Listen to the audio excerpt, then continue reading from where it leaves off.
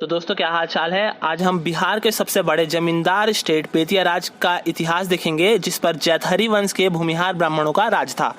तो दोस्तों सम्राट अकबर के समय सेनापति उदय करण सिंह जी को बिहार में बंजारों का विद्रोह दबाने के लिए भेजा गया।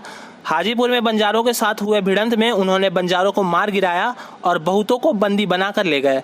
जब अकबर को इस बात की सूचना लगी तो उन्होंने उदय करण सिंह जी को वीरता का पुरस्कार देते हुए पूरे चंपारण की बागडोर दे दी। उसके बाद उनके पोते उग्रसेन सिंह जी को सम्राट शाहजहां के समय सन 1629 में राजा की उपाधि मिली और यहीं से बेतिया राज का इतिहास शुरू होता है। इसके बाद कुल 10 महाराजा और 2 महारानी समेत 12 शासकों ने बेतिया पर राज किया। शुरू में राज की राजधानी सुगांव थी, लेकिन बेतिया राज के चौथे महाराज ध्रुव सिंह ने राजधानी सुगांव से बदलकर बेतिया कर दिया और फिर बेतिया ही राज्य की राजधानी बना रहा।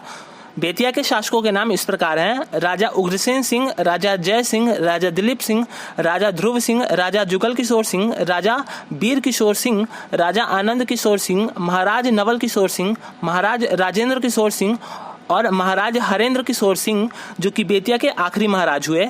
इनको ब्रिटिश सरकार ने नाइट कमांडर की उपाधि दी थी। ये बंगाल के विधायी परिषद और एशियाटिक सोसाइटी के भी सदस्य थे। इनकी कोई संतान नहीं थी और सन 1893 में इनकी मृत्यु हो गई। महाराज की 2 महारानी थी। महाराज की मृत्यु के बाद बड़ी महारानी शिवरत्न कुंवर ने राज का कार्यभार संभाला, पर 1896 में वे भी चल बसी। उसके बाद दूसरी महारानी महारानी जानकी कुंवर ने राज्य का कार्यभार संभाला और फिर नवंबर 1954 में महारानी की मृत्यु के बाद बेतिया राज हमेशा के लिए अंधेरे में चले गया।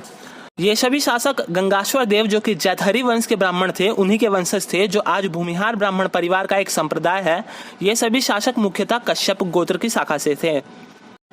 दोस्तों बेतिया राज की जमीनें मुख्यतः बिहार के आज पूर्वी और पश्चिमी चंपारण, सारण, सिवान और गोपालगंज डिस्ट्रिक्ट में है और कुछ जमीनें यूपी के इलाहाबाद के आसपास के इलाकों में भी है। बिहार में लगभग 14,251 एकड़ और यूपी में 122 एकड़ की जमीनें हैं बेतिया राज की, जिसको अगर किलोमीटर में चेंज करें तो लगभग 60,000 किलोमीटर स्क्वायर बनती है, जिसमें 99% जमीनें बिहार में हैं, बाकी उत्तर प्रदेश में। आज के समय में इतनी जमीन की कीमत अरबों में नहीं बल्कि खरबों में पहुंचती है। 16वीं शताब्दी में बेतिया राज से रामनगर और मधुबन राज दोनों अलग हो गए थे, पर फिर भी बेतिया राज बिहार का सबसे बड़ा जमींदार राज्य बना रहा। तो दोस्तों अगर बात करें रेवेन्यू की, तो बेतिया राज का सालाना राजस्व 20 लाख रुपए आता था, जिसमें 72% यानी लगभग 14.5 लाख रुपए राज्य के कामों में चला जाता था। अगर आज के समय की बात करें तो यह पैसा लगभग 1.25 करोड़ रुपए और 90 लाख रुपए रिस्पेक्टिवली बनता है, यानी सालाना 1.25 करोड़ रुपए आते थे और 90 लाख खर्च होते थे। दोस्तों बेतिया राज और चंपारण का इतिहास आपस में मिले हुए हैं। बेतिया राज के समय में ही बेतिया में रेलवे लाइनें बिछी और ट्रेनें चली। बेतिया का तार घर भी इन्हीं के काल में बना। बेतिया राज के समय कई मंदिरों का निर्माण भी हुआ और बेतिया महारानी जानकी कुंवर के नाम पर मेडिकल कॉलेज और हॉस्पिटल दोनों स्थित है बेतिया में। महारानी जानकी कुंवर के नाम पर बेतिया में एक राजकीय एयरपोर्ट भी है। दोस्तों बिहार के famous Valmiki Nagar tiger reserve का बड़ा हिस्सा भी बेतिया राज के जमीन पर ही बना है। बेतिया राज के जंगलों का इस्तेमाल आज लकड़ी के उत्पादन के लिए किया जाता है। दोस्तों हमेशा जगमगाते रहने वाले बेतिया राज महारानी जानकी कुंवर के मरने के बाद हमेशा के लिए अंधेरे में चले गया।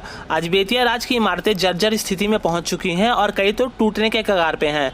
बेतिया राज की तोपों में जंग लग चुका है। यहाँ कई बार चोरी की कोशिशें भी हो गई हैं और स्थानीय सांसद संजय जायसवाल ने बेतिया राज द्वारा बनवाए गए चीजों का नाम बदलकर अपने परिवार वालों के नाम पर रखने की तैयारी भी कर ली है।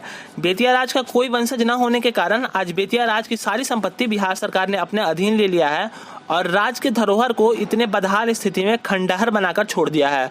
दोस्तों बेतिया राज भूमिहार ब्राह्मण का पतन का जीता जागता उदाहरण है, इसलिए आप सभी इस वीडियो को लाइक और ज़्यादा से ज़्यादा शेयर करें और सभी भूमिहार भाइयों को उनके इतिहास से अवगत कराएं, ताकि उनके इतिहास के साथ कोई छेड़छाड़ न कर पाए और चुरा न पाए। धन्यवाद।